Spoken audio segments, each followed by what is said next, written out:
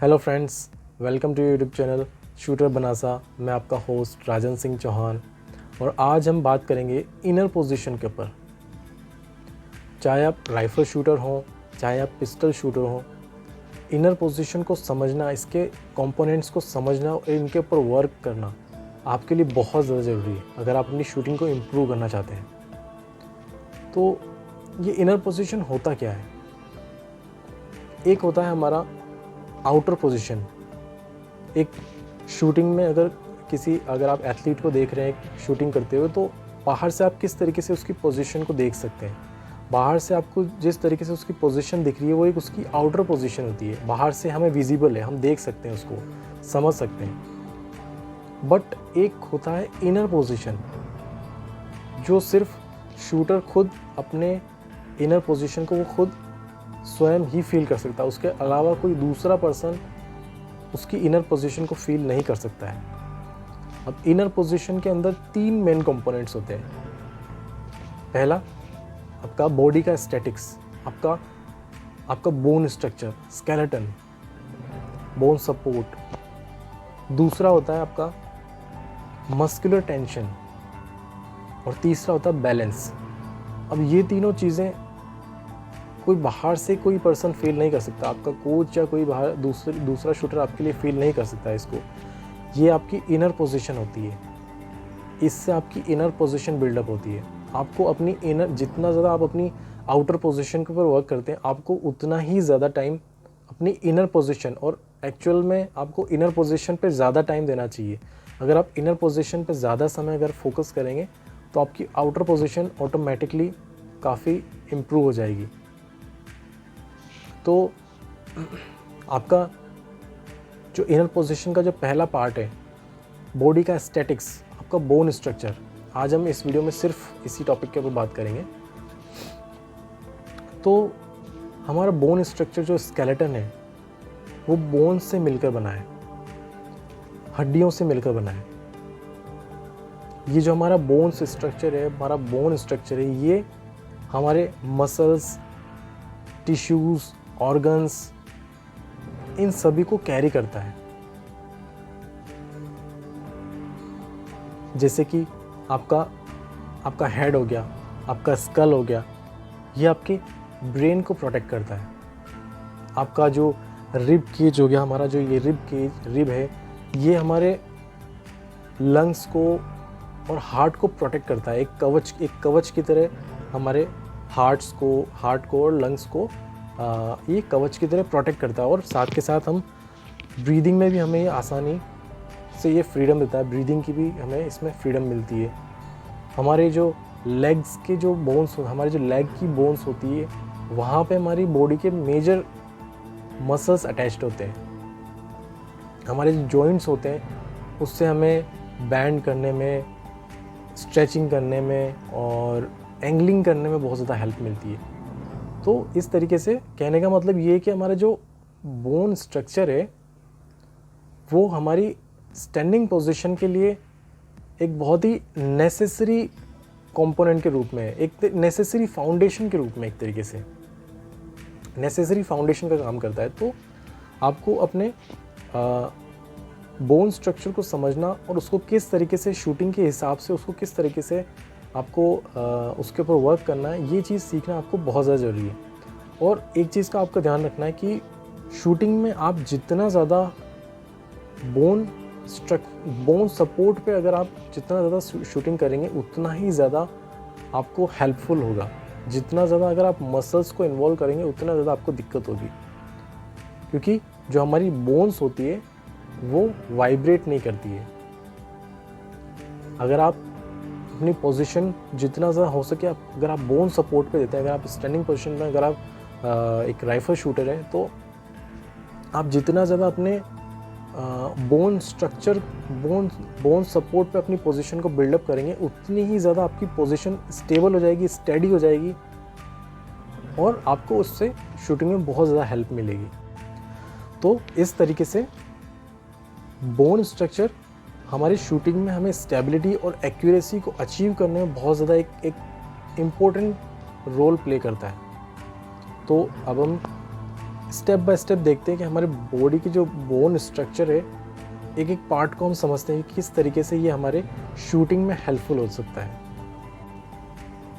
तो पहला है शोल्डर सपोर्ट। हमारे शोल्डर जॉइंट और उसके साथ जो एसोसिएटेड बोन्स है, जैसे कि कॉलर बोन, शोल्डर ब्लेड, ये चाहे राइफल शूटिंग हो चाहे पिस्टल शूटिंग, ये एक फाउंडेशनल सपोर्ट का काम करती है आपके वेपन के लिए।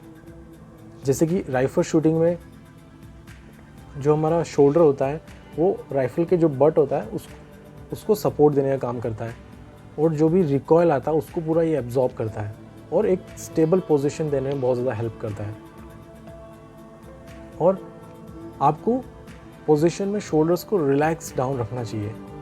रिलैक्स डाउन रखने से क्या होता है कि जब हम एमिंग या फायरिंग करते हैं तब हमारे शोल्डर एक कंसिस्टेंट और स्टेबल प्लेटफॉर्म के रूप में ये हमें एक सपोर्ट प्रोवाइड करते हैं। दूसरा आता है arm support.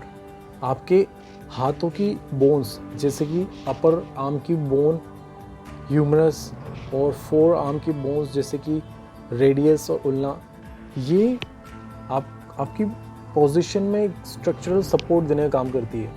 For example rifle standing position में जब आप पोजीशन लेते हैं तो ये इस तरीके से आपकी फोर आर्म इस तरीके से वर्टिकल होनी चाहिए, जिससे कि ये आपका टारगेट के साथ अलाइनमेंट करने में प्लस राइफल को स्टेबल होल्ड करने में आपका एक प्लेटफॉर्म के रूप में काम करती है। ये बोन आपके एक प्लेटफॉर्म के रूप में काम करती है। तो इस तरीके से आपको जो आर्म की बोन्स है ये शूटिंग में बहुत ज़्यादा हेल्प करती है। अगर आप बोन्स का सपोर्ट का इस्तेमाल करते हैं तो आप एक बहुत ही स्टेबल और कंसिस्टेंट पोजीशन को अचीव कर सकते हैं। हमारी जो बोन्स होती है वो हमें एक स्ट्रक्चरल सपोर्ट देने का काम करती है, और जो हमारे मसल्स होते हैं वो एक कंट्रोल और स्टेडी पोजीशन को मेंटेन करने में हेल्प करते हैं। तो तीसरा है हैंड एंड रिस्ट सपोर्ट। तो हमारी हाथ की और कलाई की जो हड्डियां होती है ये ग्रिप और कंट्रोल में एक बहुत ज़्यादा क्रूशियल रोल प्ले करती है। एक शूटर की ग्रिप बिल्कुल फर्म होनी चाहिए, चाहे राइफल हो चाहे पिस्टल हो, की ग्रिप बिल्कुल फर्म होनी चाहिए।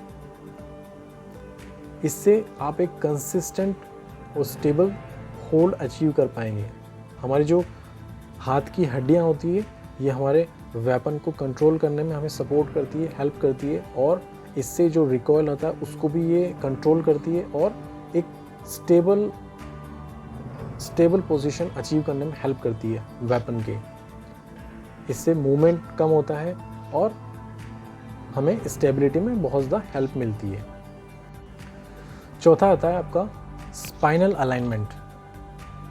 जो हमारा वर्टिब्रल कॉलम होता है वो हमारी पूरी बॉडी को सपोर्ट और स्टेबिलिटी प्रोवाइड करता है, और राइफल शूटिंग में आपको प्रॉपर तरीके से स्पाइनल अलाइनमेंट करना बहुत ज़्यादा ज़रूरी है अगर आप बैलेंस और कंट्रोल को अचीव करना चाहते हैं तो। जैसे कि राइफल शूटिंग में कुछ बैक बैंड्स होते हैं जिससे कि आप अपनी सेंटर ऑफ ग्रेविटी और राइफल की सेंटर ऑफ ग्रेविटी को एक जगह पर लेकर आ सकें, और आपकी सेंटर ऑफ ग्रेविटी और राइफल की सेंटर ऑफ ग्रेविटी एक जगह पे एक पॉइंट पे मिल सके और आपकी बॉडी और राइफल का बैलेंस बन सके।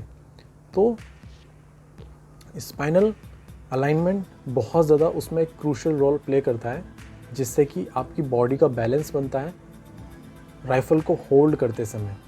तो इसीलिए स्पाइनल अलाइनमेंट के ऊपर काम करना बहुत ज़्यादा ज़रूरी है, और शूटर्स को एक अपराइट और स्ट्रेट पोजीशन को अडॉप्ट करना चाहिए। इससे आपकी जो राइफल का जो वेट होता है वो प्रॉपरली डिस्ट्रीब्यूट हो जाता है, और जो कि आपको बैलेंस में और कंट्रोल में हेल्प करता है। तो लास्ट होता है लोअर बॉडी सपोर्ट। हमारी अपर बॉडी की जो बोन्स होती है वो तो हमें सपोर्ट करती है, हमें हमारी पोजीशन में एक स्टेबिलिटी देने में हमें सपोर्ट करती है, लेकिन हमारी जो लोअर बॉडी होती है, लोअर बॉडी की जो बोन्स होती है वो हमें एक स्टेबल स्टांस देने में, एक स्टेबल पोजीशन देने में बहुत एक फाउंडेशनल सपोर्ट का काम करती है।